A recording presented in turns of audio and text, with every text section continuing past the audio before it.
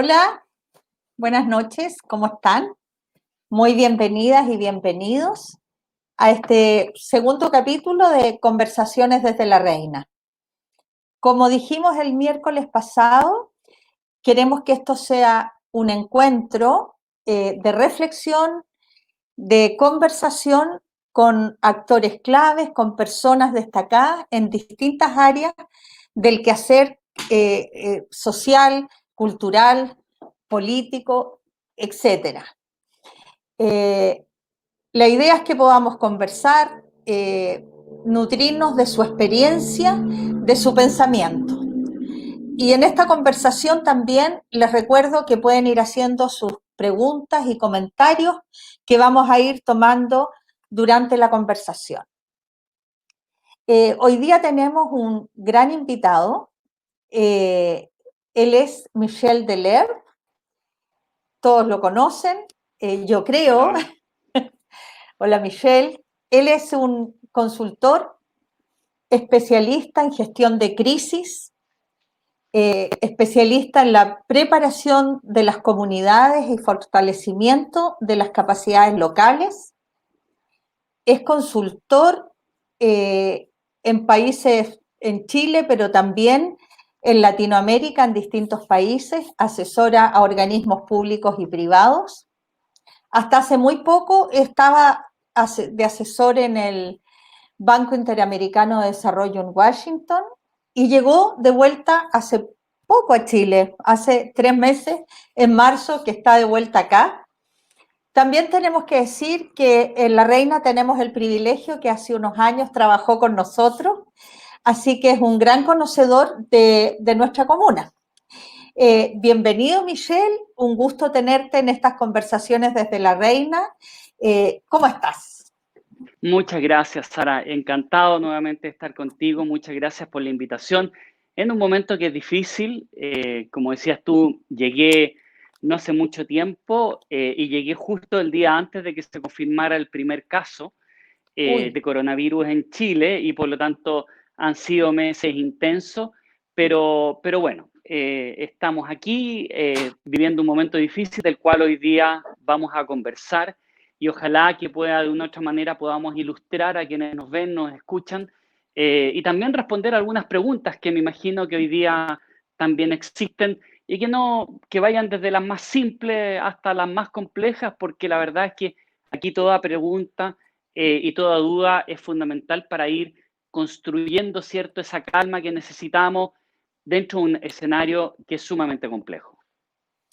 Esa es la idea, Michelle, justamente poder conversar, aportar y ojalá que se animen a hacernos las preguntas y los comentarios y sobre todo que aprovechen que tenemos a Michelle acá, que nos puede iluminar en muchos aspectos.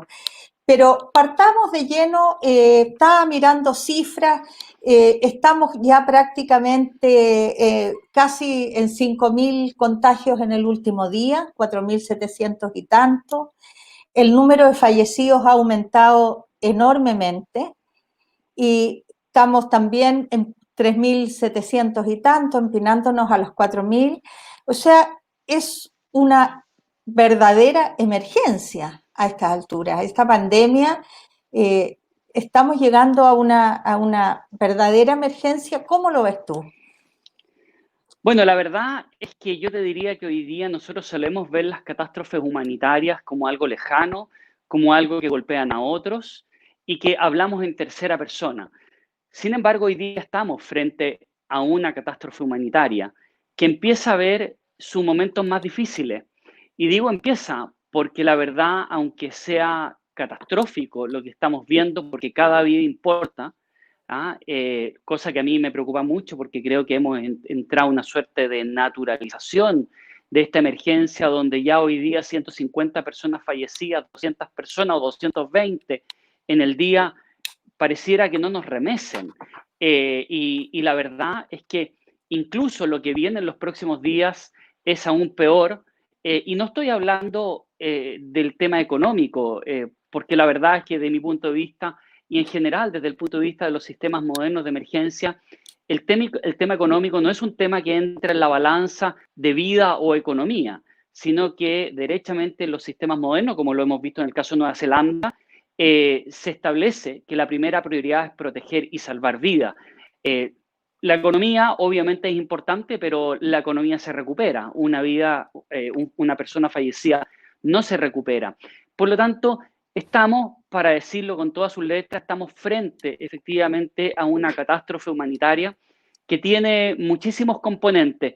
En este momento, sin duda, el más relevante, el más importante y más urgente es proteger y salvar vidas, precisamente porque además, insisto, y quiero ser muy insistente en eso porque creo que no se le está tomando el peso, estamos frente a una situación que comienza y que es sumamente dramática para las próximas semanas. Y ojo, esta es la primera ola. Esto no Oye, oye, significa oye. que cuando bajen los contagios y bajen los fallecidos, esto termina ahí. Estos Sí, son olas. Estamos comenzando lo más crítico de la primera ola, pero después va a seguir. Mientras no haya vacuna y no haya tratamiento, esto va a continuar. pero vamos de a poco, porque efectivamente, dices tú, hoy día ya esto tiene nivel de catástrofe humanitaria y con mucha razón y comparto contigo que empezamos a naturalizar ciertas cosas como la cifra de fallecidos y por supuesto que nuestra primera eh, prioridad es salvar vidas, debiera ser salvar vidas. Entonces, Así me es. gustaría, desde tu mirada, ¿qué ha pasado? ¿Por qué estamos en la situación que estamos hoy? Ha habido, bueno, recientemente un cambio de ministro. Este cambio de ministro trae aparejado un cambio de estrategia o es la misma estrategia con otra cara. ¿Cuál es tu percepción? ¿Cómo hemos llegado hasta acá y qué es lo que debiéramos hacer? Lo primero es señalar que hasta el momento no hay ninguna señal de que la estrategia cambie. Ahora, para eso hay que comprender la estrategia de manera... Esto es como el dicho, ¿no? Que los árboles no te impidan ver el bosque. No sacamos nada con estar mirando árbol por árbol, si no comprendemos el bosque y ese ecosistema en su conjunto. Y por lo tanto, lo que tenemos que determinar, y eso es lo que quiero tratar de explicar de manera muy simple, la estrategia que optó Chile es una estrategia que se conoce por diferentes términos. Uno se conoce como inmunidad de rebaño. Segundo, el gobierno también ha señalado como contagio progresivo.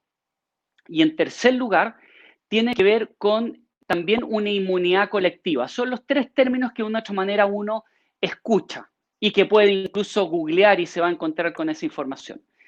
Inmunidad de rebaño creo que es muy ilustrativa porque inmediatamente nos dice de qué área viene. Viene de la veterinaria.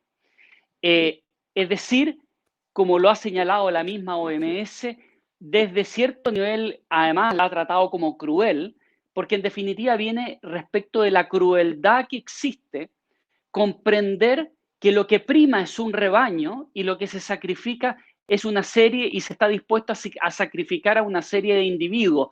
Básicamente un poco es eso, ¿ya? Entonces, esa estrategia nosotros la utilizamos en el mundo humano para la vacunación, no para sacrificar, sino que para establecer un tema sistémico, un efecto sistémico. Es decir, Ajá. cuando ustedes escuchan, vamos a hacer una vacunación y vamos a involucrar a todos, colegios, etcétera, porque vamos a vacunar sobre la influenza.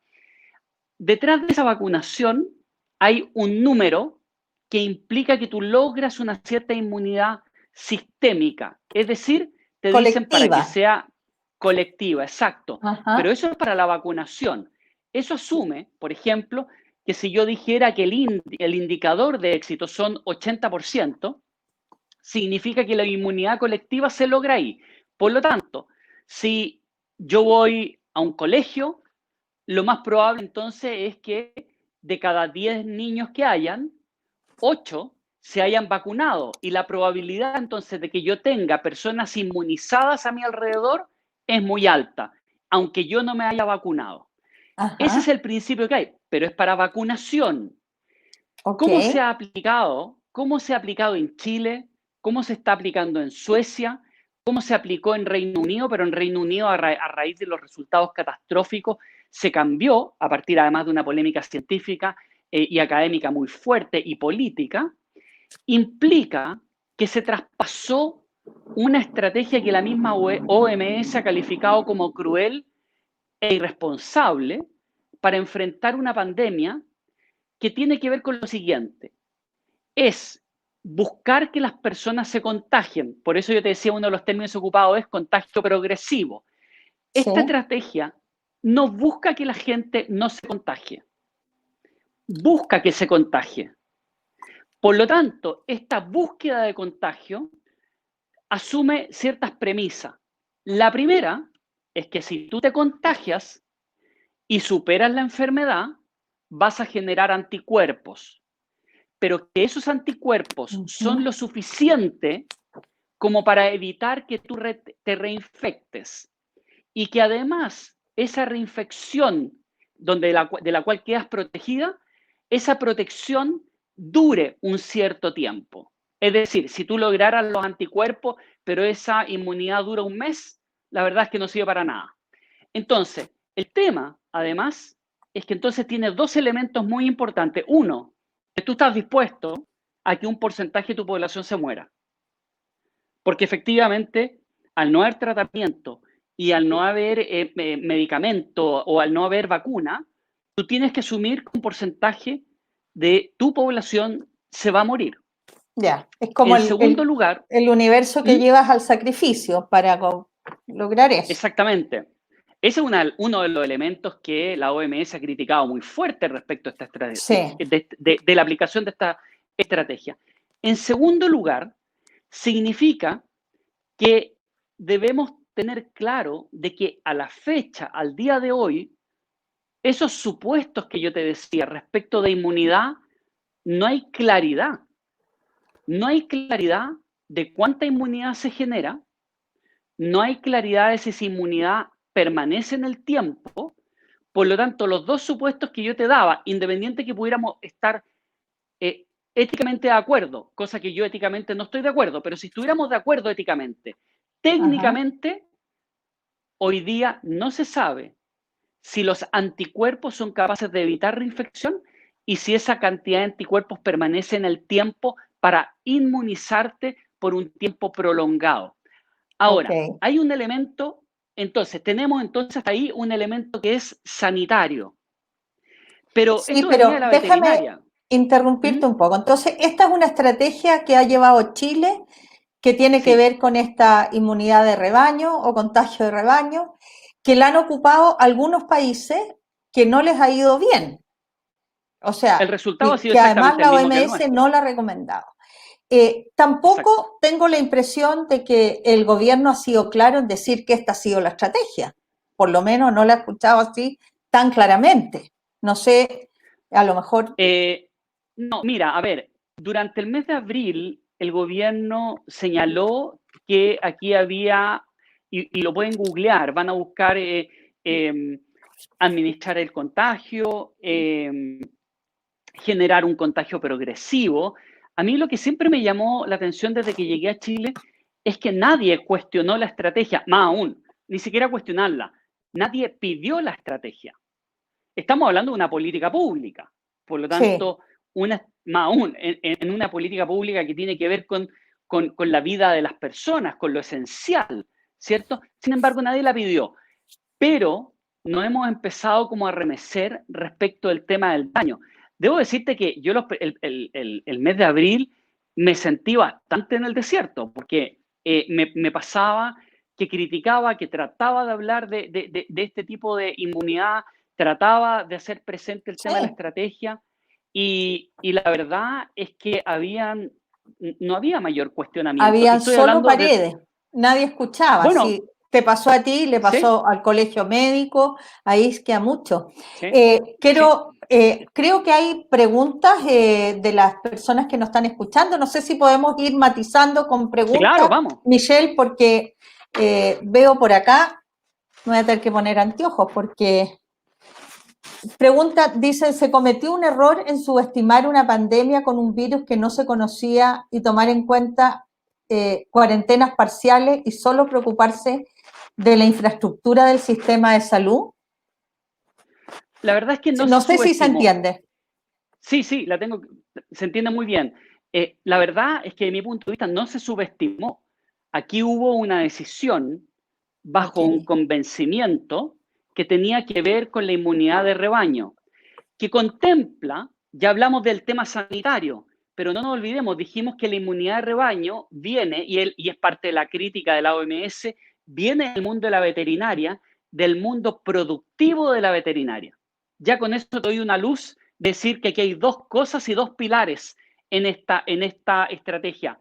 Está lo que tiene que ver con el mundo sanitario y el tema de la productividad y el tema económico. Son los dos Ajá. elementos fundamentales. Es decir, no está el tema de proteger y salvar vidas como elemento fundamental y único, donde efectivamente si tuvieras eso, habría sido a otra estrategia, como la que tomó Nueva Zelanda, Japón, China, Alemania y la mayoría, y que a partir del fracaso, en el caso de Reino Unido la ha tomado, España, Italia han terminado tomándola a partir de los resultados, no previamente.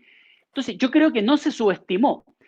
Más aún, el 30 de enero, yo me encontraba en Estados Unidos y por lo tanto yo desde allá, por el trabajo que tenía, tuve que empezar a hacer el seguimiento desde los primeros días de enero a la pandemia. El 30 de enero, la cabeza, la persona a cargo el secretario general, si mal no recuerdo el cargo, de la OMS declaró alerta internacional, no era pandemia, era alerta internacional todavía a esa altura, y Ajá. la verdad es que él señaló con claridad que su preocupación no era el cómo se estaba manejando la emergencia en China, sino que este virus mostraba tales características de generar una catástrofe humanitaria que la alerta internacional se establecía pensando en qué pasaba si este virus llegaba a países cuyos sistemas de salud fuesen débiles y no fuesen tan robustos como por ejemplo el de China. Por lo tanto, esto estaba más que advertido. O Si el sea, problema estaban. aquí es que Ujú. se tomó una decisión. Lo más complejo es que esa decisión no se ha cambiado. Ese es el tema, a eso te quiero llevar, porque se tomó una decisión, me parece que sin transparentarla completamente, a pesar de que, como dices tú, en abril algo se dijo, pero como todo el tiempo se decía, no hay que contagiarse, pero a la vez las autoridades dieron muchas señales muy erráticas.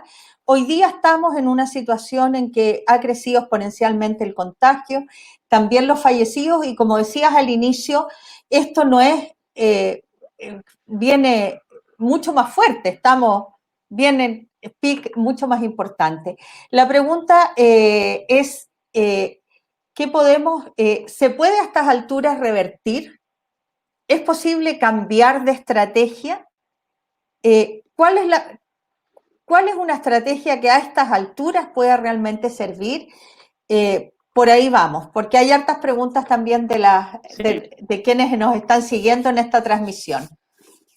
sí. A ver, ¿es posible cambiar la estrategia? No solamente es posible, es vital, es urgente y es algo que debió haberse hecho hace tiempo, cuando el ministro Mañalich además termina reconociendo que la estrategia se le cae como un castillo de naipes. Por lo tanto, aquí estamos en el peor de los mundos, porque aquí uno podría decir que no hay un reconocimiento a que la estrategia falló o que el objetivo de la estrategia no se puede cumplir, o sea, o el objetivo de la estrategia sí se puede cumplir. No, aquí hay un reconocimiento de la autoridad de que el objetivo no se puede cumplir, que todos los estudios que digamos estaban ya hace tiempo, pero que hay algunos que ya siguieron saliendo, como el de España, indican, y te voy a dar una cifra, en España, a pesar del nivel de catástrofe que tuvieron, la presencia de anticuerpos en un estudio que se hizo demuestra que solo el 5% de la población tiene anticuerpos. Insisto, no se sabe si esos anticuerpos evitan la reinfección o duran por mucho tiempo, pero solamente la presencia de anticuerpos. Ajá. Estamos hablando de que la inmunidad de rebaño, insisto, no estamos hablando del tema ético, solamente el tema técnico, la inmunidad de rebaño para este virus se debería lograr cuando tú tengas un porcentaje de la población que supere el 70% en términos de haber sido infectada. O sea, está claro, hace mucho tiempo ya que no solamente era ética y técnicamente incorrecto, sino que además los estudios sobre las situaciones más catastróficas, como la de España, han ido solamente reforzando, no develando algo que nos sorprende. Por lo tanto, hay que cambiarla, debíamos haberla cambiado ayer, antes de ayer, hace un mes, nunca debimos haberla aplicado, pero no importa. Hoy día debemos cambiarle. ¿Qué implica eso? Pasar de una que pone lo sanitario y lo productivo en un nivel, sacar eso y poner una que se centra en proteger y salvar vidas. En lo concreto, se denomina cortar la cadena de contagio, es decir, evitar que la gente se contagie. Y ahí entonces empiezan las medidas de confinamiento a ser aplicadas de manera estricta, porque el tema es muy simple. Podemos hoy día, bajo esta estrategia, criticar las cuarentenas y echarle la culpa a la gente, mira, y culpar a medio mundo, empezar a decir que ahora tenemos un proyecto de ley que va a aumentar las penas, pero aquí nadie Sí, se cuestiona que la estrategia que hoy día rige no busca que tú no te enfermes, lo que busca es que el sistema de salud no colapse y por eso que el discurso principal, y ahí está el indicador, es más camas, más ventiladores. más En una respiradores. Sí. exactamente, exactamente. Y en cambio, la que busca proteger y salvar vidas, que es cortar la cadena de contagio, el indicador de éxito es menos muertos y para tener menos muertos, tú necesitas menos personas contagiadas. Por supuesto. Y ahí, Michelle, porque has tocado, yo creo, un tema clave, el tema de la cuarentena, porque con lo que tú vas explicando, me da la impresión de que hemos estado todo este tiempo desde la autoridad con un doble discurso, porque dicen Totalmente. no hay que contagiarse, pero en realidad están hablando de las camas y los ventiladores o respiradores. Uh -huh. Pero las cuarentenas llegaron tardíamente. Muchos alcaldes, y les recuerdo, hubo casi una pugna, ¿no es cierto?, entre el nivel local, los alcaldes y el ministro de ese momento, diciéndole, por favor, ponga cuarentena. Sin embargo, hoy día que hay cuarentena, también nos pasa que no se están cumpliendo, y la respuesta, por lo menos lo que he leído y visto del gobierno, es endurecer penas, que es una cosa casi, no sé cómo llamarla, inhumana por una parte, ridícula, pero al final no se está cumpliendo y además creo yo que no están las condiciones para cumplir cuarentenas. Ahí tenemos todo un tema, ¿no? Correcto. Es súper importante. A ver, si nosotros estuviéramos, a ver, para aplicar cualquier cuarentena y que se cumpla, porque la cuarentena no es el fin, la cuarentena es el medio para lograr algo.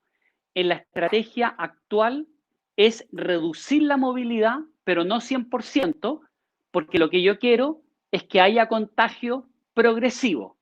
En una que busque cortar el contagio, tú tienes que establecer un diseño de cuarentena que logre que tú y yo, por ejemplo, no nos contagiemos.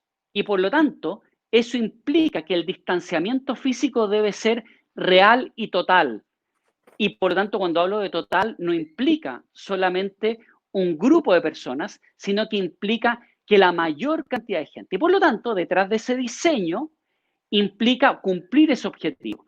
Entonces, ¿qué es lo que se requiere para un diseño de estas características? Lo primero es comprender que esta emergencia es social y logística y por lo tanto se requiere instalar en el territorio las capacidades, las medidas y las condiciones para que exista una cuarentena efectiva. Y eso implica que sea digna y segura. Y eso implica entonces logística que requiere recursos económicos y entrega de recursos económicos directo a las familias.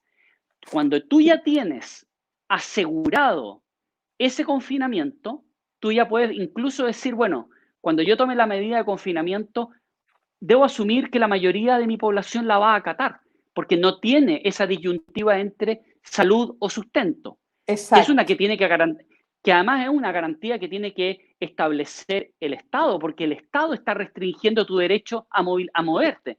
Por ya a supuesto, desplazarte. es una obligación del Estado. Si quiere que los ciudadanos Exacto. estemos confinados, tiene que dar los medios para que podamos subsistir. Déjame interrumpirte porque creo que hay ¿Mm? preguntas, me dicen por interno.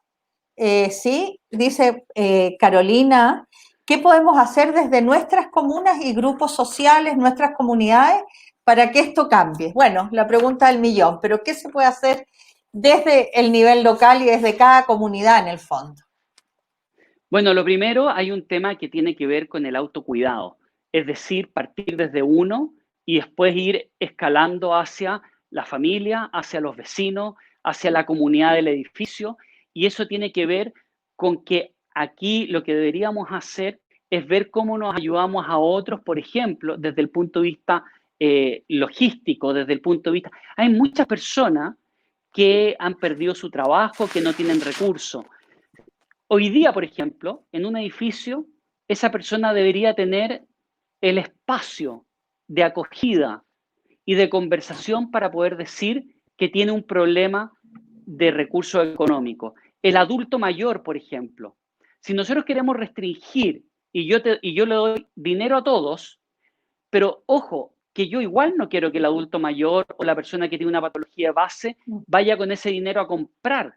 Lo que yo requiero entonces es que tanto comunidad como municipio establezcan toda esa plataforma de cadena de distribución sobre aquellas personas que no queremos que por nada del mundo, aunque sea con distanciamiento social o distanciamiento físico, tampoco queremos que salgan. Entonces, aquí hay un tema de un tejido social que lo hemos perdido y que es fundamental. Por lo tanto, yo creo que aquí hay un tema de que si queremos cumplir las cuarentenas bien, lo primero es conectarnos con nuestros vecinos, conectarnos con nuestra comunidad desde el punto de vista de las personas, organizarse. Hoy día es tan fácil con un grupo de WhatsApp y ver cómo poder ayudarnos, por ejemplo, estableciendo compras más colectivas, por Claro. ejemplo, en términos de, no sé, quizá hay dos vecinas que se conocen y por lo tanto decir, bueno, hoy día voy yo a comprar, ¿qué necesitas? Y hacemos una compra en la semana y la próxima semana la otra persona va, pero es reducir el movimiento. Ahora, insisto, mientras no se cambie la estrategia es sumamente complejo porque probablemente algunos de los que nos puedan estar viendo o escuchando y muchísimos de los que no están en este espacio, hoy día están obligados a ir a trabajar bajo una definición de funciones esenciales que no tiene ninguna lógica. Sí, Porque, insisto, la estrategia no es establecer medidas que corten el contagio. de acuerdo. Si queremos cortar el contagio, entonces hay que hacer otras cosas. Hay otras preguntas. ¿Qué hacer para que qué hace que para el gobierno sea tan difícil, pese a la evidencia, no cambiar la estrategia? A tu juicio, hemos visto a las autoridades de otros países asumiendo errores y enmendando rápido. ¿Qué pasa acá? A tu juicio, ¿por qué se ha hecho tan difícil que las autoridades acá reconozcan error y digan la estrategia no resultó porque está a la vista y cambiemos la estrategia?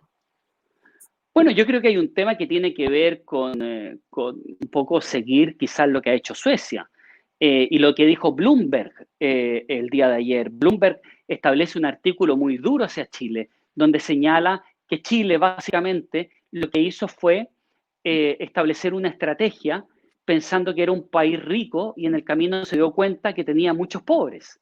Y por lo tanto, claro, eso finalmente ha sido, pero en segundo lugar, desde el punto de vista de la estrategia, tiene que ver con que simplemente hay un apego. Yo no sé si hay un secuestro, o sea, las autoridades han sido secuestradas por la estrategia o simplemente siguen jugando a esta inmunidad de rebaño, porque quiero decirte que hoy día estamos preocupados de Santiago, pero tenemos 10 regiones más que están a punto de entrar en situaciones absolutamente críticas. Es decir, durante las próximas semanas, en nuestra peor semana de región metropolitana, van a coincidir también la situación más, o el inicio de la situación más crítica de cerca de 10 regiones probablemente. Entonces, todo lleva a que la estrategia sigue el mismo camino. La verdad es que desde el punto de vista técnico no es comprensible, precisamente porque la pregunta lo indicaba. Hay evidencia, pero además hay un reconocimiento. El ministro Mañalich lo dijo. Por lo tanto, probablemente debemos ir quizá al ámbito, a los otros componentes. Hay un ámbito económico y hay un ámbito político. Probablemente desde el punto de vista económico, el gobierno sigue pensando en que ojalá el momento más crítico pase luego y se pueda empezar a retomar las actividades lo antes posible. Y en segundo, cosa que además es muy complicada porque la verdad es que nos vamos a encontrar con un país que va a tener una cantidad de personas vulnerables al virus por no haberse contagiado, por no tener ni siquiera presencia de anticuerpos muy Sí, alta. Y hay un da la factor impresión, político, ujú, perdón, y hay un factor político que yo creo que es muy relevante, y es que esta emergencia ha sido totalmente salubrista. Es decir, esta emergencia social y logística tiene un componente económico y un componente de salud. El hospital es la última línea de defensa, no es la primera línea. Pero aquí el enfoque salubrista, el enfoque médico ha sido desde el punto de vista político, porque yo he conversado mucho con gente que trabaja, conocidos, amigos, trabajan y coincidimos plenamente que ha sido un grave error. Pero desde el punto de vista político, el enfoque es totalmente salubrista y por lo tanto es, digamos, centro hospitalario, o sea, está sí, centrado en el hospital. Ahora, quiero decirte algo, es que yo creo que desde el punto de vista político, esta estrategia, entre comillas, no quiero que se me malentienda, tiene el éxito asegurado probablemente, porque el indicador de éxito que se instaló en esta estrategia fue que toda la persona que requiriera un ventilador o un respirador pudiera acceder. Por lo tanto, mientras haya algún respirador en el país dentro del stock disponible, la verdad es que probablemente en el tiempo lo que veamos es, lamentamos lo que ocurrió, nadie podría estar preparado para algo de esta característica, esta es una epidemia, una pandemia en 100 años, hemos visto las peores situaciones en todo el mundo, pero nosotros cumplimos. Todas las personas pudieron sí. acceder a una cama y a un respirador, pero debo señalarte que hoy día tenemos más de 300 personas en región metropolitana hospitalizadas en unidades UCI, fuera de las UCI. Sí, Es decir, es que están en en un eso te pabellón, quería, están en una además unidad de ser un pediátrica. indicador perverso, porque si el indicador es que cada persona que necesitó una cama o un respirador la tuvo, yo creo que hablando seriamente no es así, porque si la región metropolitana está colapsada y como tú dices, van a colapsar 10 regiones, eso va a ser imposible y hay muchas camas UCI instaladas incluso en los CEFAM a nivel Exactamente. de municipios se están instalando camas para hospitalizar. Entonces, Así es. eh, esta, eh, esta estrategia en que el hospital, como dices tú, una estrategia de salubridad, en que han puesto el énfasis en el hospital, que es la última, ¿no es cierto? Es el nivel terciario. Y en ese sentido me gustaría tu opinión y también tus recomendaciones para el nivel de la atención primaria en salud, que yo creo que ha sido la gran ausente de esta estrategia y que tiene como su gran misión la prevención. Entonces ahí hay un contrasentido bien grande. Me Bueno, gustaría conocer como tu sí, mirada en eso. históricamente la atención primaria en el discurso ha sido algo sumamente valorado, pero en lo concreto ha sido siempre dejada de lado y por lo tanto nunca ha contado con los recursos necesarios. Costa Rica es un ejemplo sumamente interesante porque es probablemente de las experiencias más exitosas en América Latina durante esta pandemia hasta el día de hoy, hasta ahora. Y ese éxito tiene que ver, entre otras cosas, con que tienen un trabajo muy, muy bueno en la APS. Y por lo tanto yo te diría que hoy día es fundamental. Creo que lamentablemente los gobiernos no han, y cuando hablo de los gobiernos hablo de este y de otros, no han comprendido que la primera línea de defensa desde el punto de vista de una estrategia sanitaria que es preventiva, que no es de administrar el daño, es la atención primaria de salud, con un concepto además que hoy día hablamos, ¿cierto?, de los consultorios de atención familiar, es decir, hay una mirada integral, social, comunitaria, que es además interdisciplinaria, no es solamente medicalizado, es un poco lo que se ha ido avanzando en materia, por ejemplo, del enfoque de la medicina familiar. Comprender el territorio, trabajar en el territorio, dependiendo de las características, si hay mucho migrante, si hay muchas personas de pueblos originarios, eso va a cambiar, se adapta. Esa ingeniería fina se maneja en el territorio. Y creo que hoy día esperemos que los recursos lleguen, pero no nos olvidemos que por mucho dinero que haya, la verdad es que te lo voy a poner de la siguiente manera. No porque yo pague la cuota del gimnasio y tenga plata para pagarlo, significa que en la primera sesión del gimnasio voy a lograr mi mejor estado físico. Y por lo tanto, en este caso, podríamos tener grandes cifras anunciadas, pero tenemos una debilidad estructural de base. Creo que hay que reforzarla de manera urgente, porque como tú bien lo dices, y creo que no ha sido bien difundido, y es bueno que tú lo señales, hoy día, dentro de las hospitalizaciones que se están haciendo hospitalizaciones en consultorio. O sea, estamos llegando a ese nivel de criticidad. Sí, y no se ha desarrollado una buena estrategia. Bueno, la atención primaria en salud siempre ha sido el pariente pobre, pero no es raro. En Chile los municipios también somos los parientes pobres del Estado. Sin embargo, somos los que estamos en directo con los vecinos, con la comunidad y con sus necesidades. Entonces, el tema de recursos no es solo un tema de recursos, es un tema, como dices tú, de gestión de mirada. ¿Cómo podemos de verdad poner la mirada en el territorio? Tú hablabas de dos líneas que tenía que ver con la comunidad, por una parte, haciéndose cargo de cuidarnos entre todos, que yo creo que hay mucho de eso que ha empezado a ver fuertemente. Hoy día hay ollas comunitarias, pero que hacen delivery, como se llama ahora, que es la entrega a domicilio para que la gente no salga, pero también este cuidado tiene que venir del Estado y creo que un gran tema es que la estrategia que se ha llevado ha puesto en un mismo nivel la vida humana que la economía.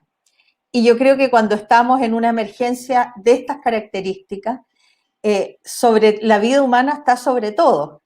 Después veremos cómo nos arreglamos. Pero lo que sí hay que asegurarle a cada uno que puede, que va a poder comer, que va a poder llevarle, tener comida para su familia.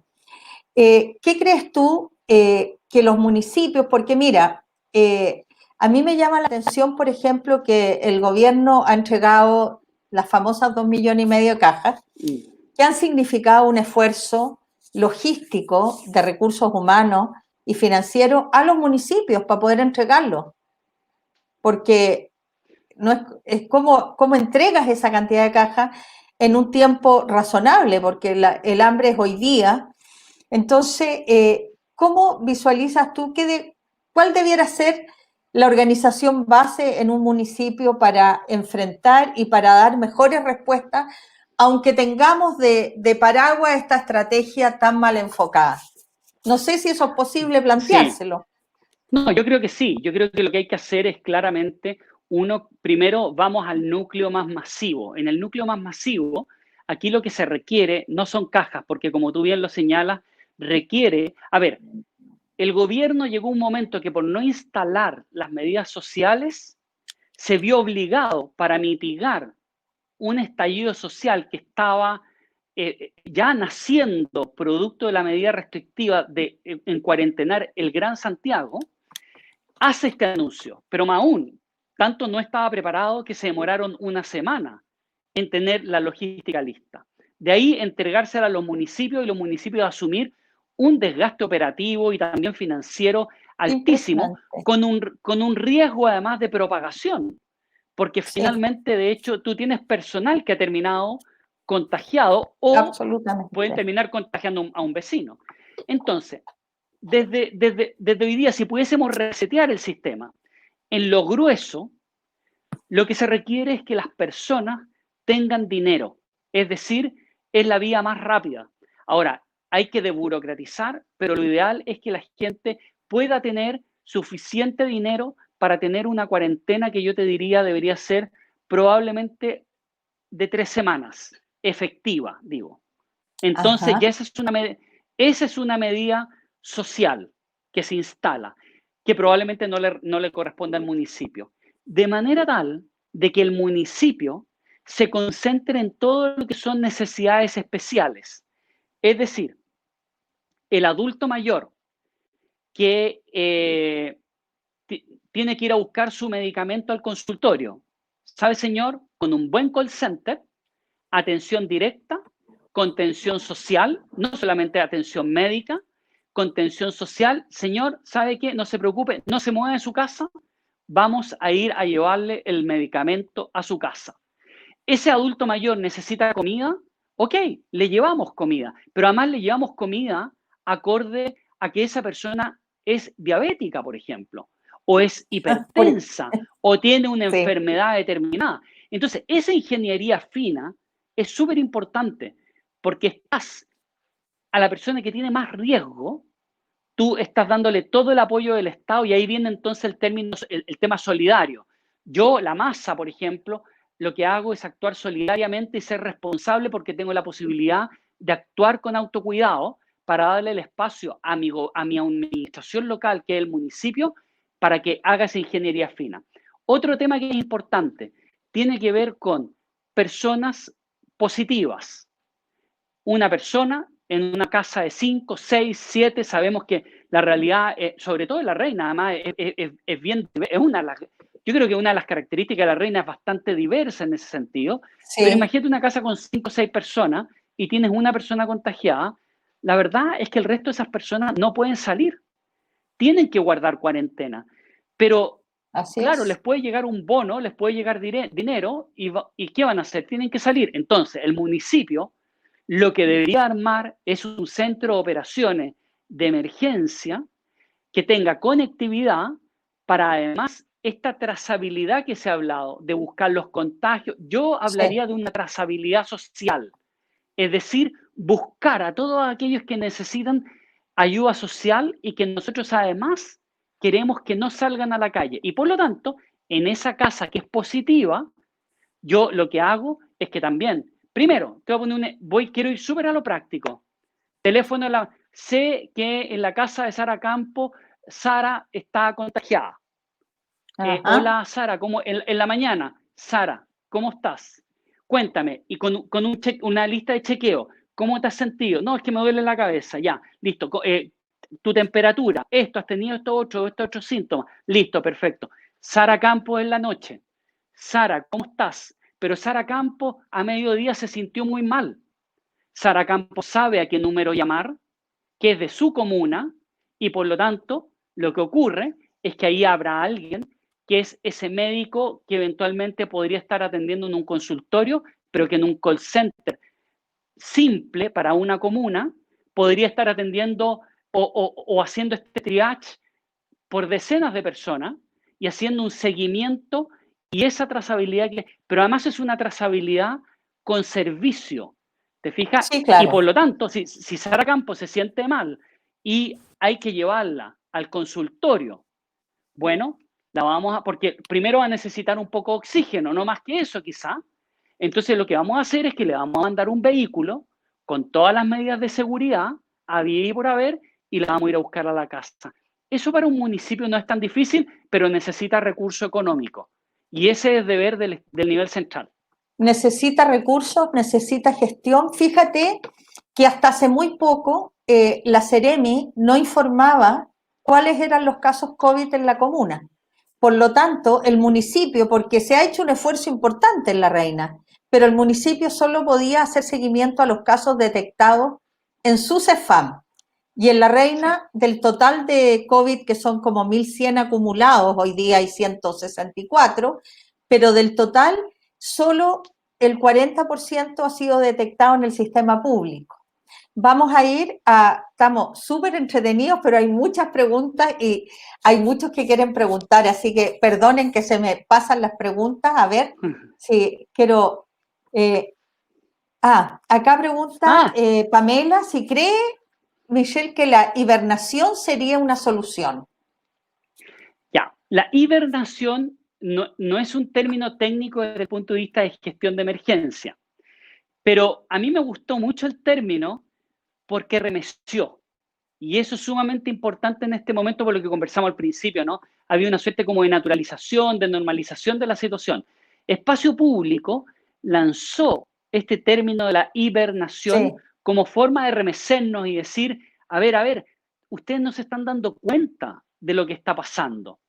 Ahora, llevémoslo al plano técnico. Hibernación, desde un punto de vista coloquial, como lo usó Espacio Público, es sinónimo de cuarentena efectiva, no la ajá, cuarentena bajo el concepto actual de la estrategia, que es una cuarentena laxa. Ahora, ¿qué significa esto? ¿Significa cerrar todo? No. En Nueva Zelanda, por ejemplo, y que es lo que debería mantenerse acá, se deberían mantener abiertos probablemente los supermercados, todo lo que es cadena de abastecimiento, o sea, de manera los tal que almacenes de no barrio, todo, los almacenes de barrio, los supermercados, las farmacias, eh, todo lo que es básico, servicios de emergencia, por ejemplo, todo lo que es atención de emergencia de los servicios básicos, agua, electricidad, telefonía, eso, lo que te absolutamente. permite funcionar en lo básico, pero todo el resto debería eliminarse. Por lo tanto, uno podría llegar a la siguiente conclusión. Entonces, uno puede parar el Transantiago del metro. Claro. Y se Porque en acaban los definitiva, si tú, delivery, por ejemplo, y las pizzas y esa cantidad de cosas.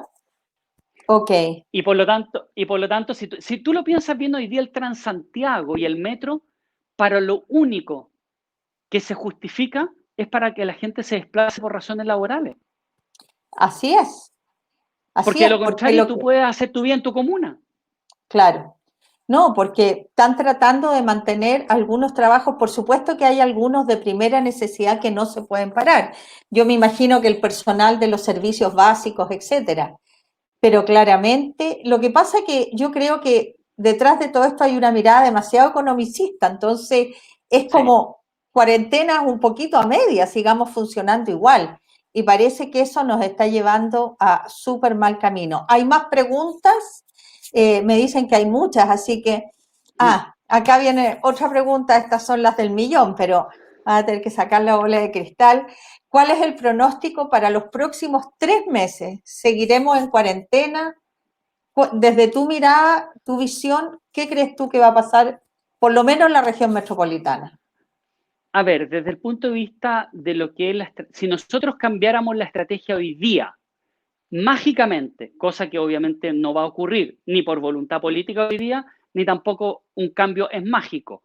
Pero si lo lográsemos hacer hoy día, los casos que nosotros vimos hoy día, esos casi 5.000 casos que vimos, Sí, se van a resolver en 3 semanas más. Por lo ajá, tanto, nosotros tenemos con los casos de hoy día y la cantidad de casos acumulados que tenemos, podríamos decir que en las próximas 3 a 4 semanas en la región metropolitana son de colapso. Es decir, vamos a ir así, vamos a estar arriba, arriba, arriba, arriba y vamos a seguir arriba y por lo tanto esto no cae bruscamente. Esta es una emergencia que sube muy, muy rápido y baja muy lento. Por lo tanto, yo te diría que desde el punto de vista crítico, en términos de número de fallecidos, va a ser realmente trágico durante las próximas 4 semanas. Yo te podría decir que desde el punto de vista de una emergencia, esto en la época moderna de Chile, porque nosotros no hemos tenido conflictos bélicos, esto probablemente es lo más similar que podemos tener, y sobre todo la gente del mundo hospitalario, es lo más cercano que tenemos a un conflicto bélico, en términos del número de muertos todos los días y la forma en que se tienen que tomar las decisiones médicas. ajá. Entonces, ese es el nivel de gravedad. Ahora, por lo tanto, yo creo que la situación va a ser bastante crítica durante el mes de junio, julio. Si esto no se cambia la estrategia, podríamos pensar que agosto también debería ser un mes crítico, ¿ya? Cuando yo hablo de mes crítico estoy hablando de 3 elementos. cantidad de personas contagiadas, Sí, estrés de la red asistencial y ajá, también lo que tiene que ver entonces cantidad de fallecidos.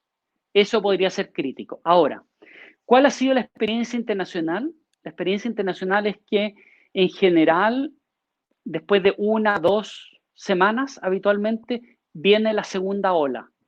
Beijing está viviendo una ola muy compleja en este momento en China. así Eh, eh, Alemania está viviendo la segunda ola.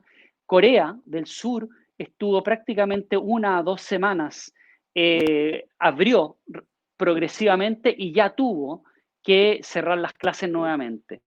Yo te diría que me atrevería a decir que probablemente lo más sano sería hoy día pensar en que el año escolar debería darse por perdido. Eh, no tiene mucho sentido práctico, eh, pero hay un esfuerzo de gestión muy importante y de anticiparse que es muy complejo, porque en esta estrategia hoy día lo que estamos haciendo es administrar el daño, no es anticiparnos. Y por lo tanto, insisto, puede sonar muy en el aire, pero, pero es cambiar la estrategia, de ahí deriva todo, la estrategia del tronco. Cada medida en sí son las ramas y por lo sí, tanto eso es fundamental, pero debemos pensar que hay un tema vacuna, por ejemplo, para poner el tema de los tiempos. Primero, no hay certeza de que vaya a haber una vacuna efectiva. Podría haber existe la posibilidad de que no haya vacuna, existe la posibilidad, ¿ya?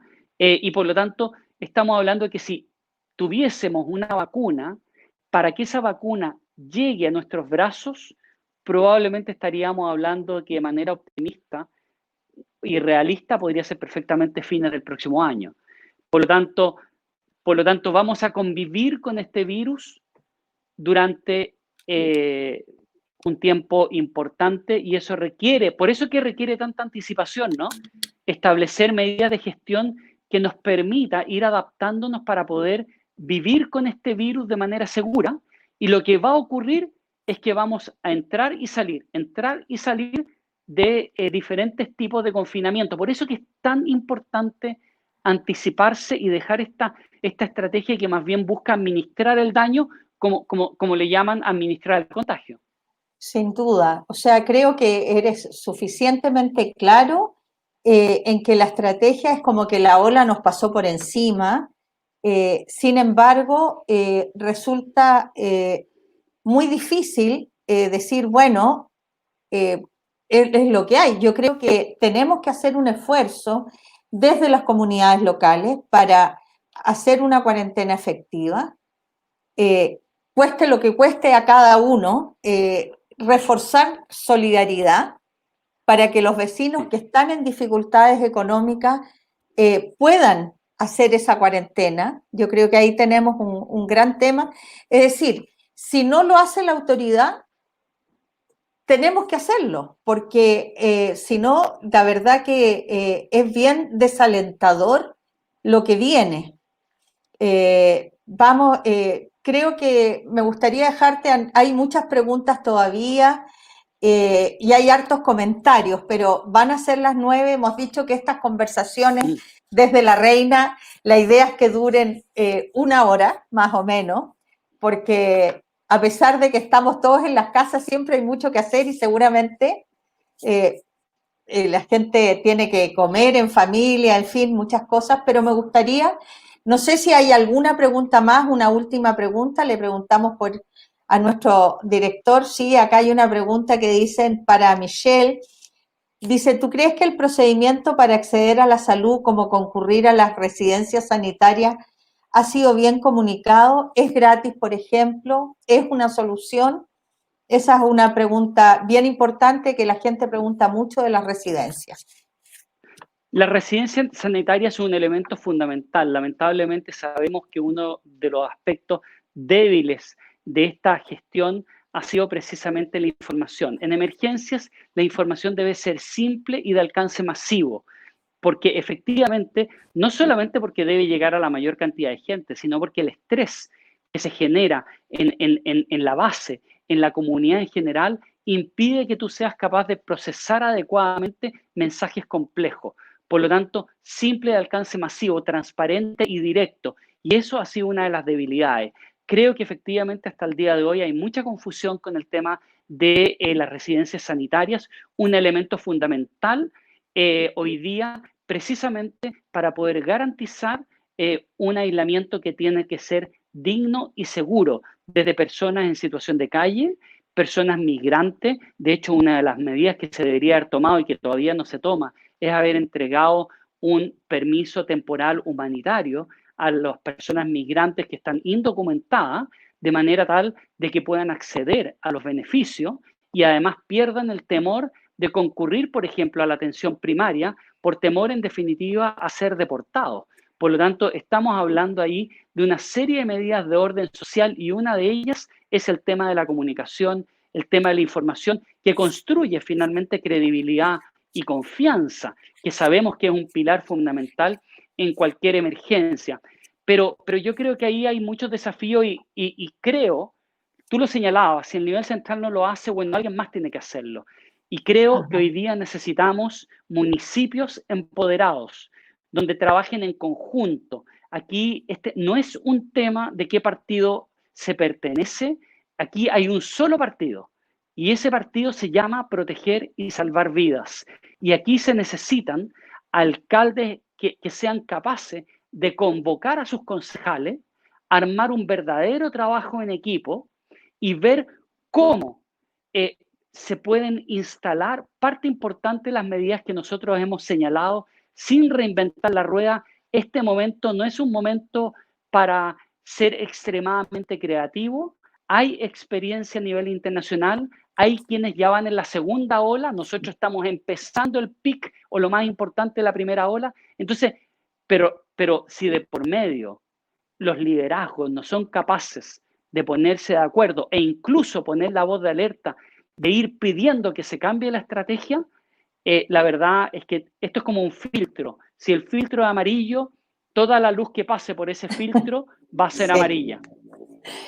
Michelle, de verdad que me quedo con esta última recomendación. Yo creo que en el nivel local tenemos que esforzarnos al máximo, que hay que constituir las mesas de trabajo con los liderazgos. También creo que hay que sumar a los dirigentes sociales, alcaldes, concejales, dirigentes sociales que conocen su territorio, su detalle, y entre todos, si la autoridad central no lo hace, nosotros hacer una estrategia que nos permita poner la vida humana como el valor central, porque yo creo que eso es, y una vez que salvemos vidas, podremos preocuparnos de la economía. Y entre tanto, hacer todos los apoyos necesarios para que cada uno pueda estar en su casa tranquilo de que va a tener por lo menos la comida y los servicios básicos asegurados.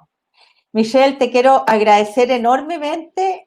No sé si quieres cerrar con algo, pero agradecerte tu No, participación en conversaciones desde La Reina. El próximo miércoles quedan invitados a las 8 de la noche con nuevos invitados y invitadas. muchas gracias, Sara. Un gran abrazo. No nos habíamos visto hace mucho tiempo, así Sí, que te agradezco la invitación. Un gusto, además, tú sabes que siempre muy, muy comprometido con la reina, no solamente porque tuvimos la posibilidad de colaborar en algunas cosas hace algún tiempo atrás, sino que además porque, bueno, también tuve la oportunidad de ser vecino de la reina, por lo tanto, hoy día vivo cerquita, vivo en la comuna del lado, en ya. Ñuñoa, pero obviamente me une un gran cariño por la comuna de La Reina, una gran experiencia que tuve trabajando o haciendo algunas cosas en la municipalidad también contigo, por lo tanto, te agradezco muchísimo y encantado de haber podido tener esta conversación. Muchas gracias. Yo creo que gracias también a quienes han seguido la transmisión. Ha habido mucho comentario y pregunta. Creo que ha sido sumamente interesante, dinamizador y quedamos con una enorme responsabilidad. Gracias, Michelle. Un abrazo grande. Abrazo a la distancia. Esta es distancia Así es, física, pero no de corazón. Buenas noches a todos y a que todas. estés muy bien. Muchas Gracias. gracias. Chao.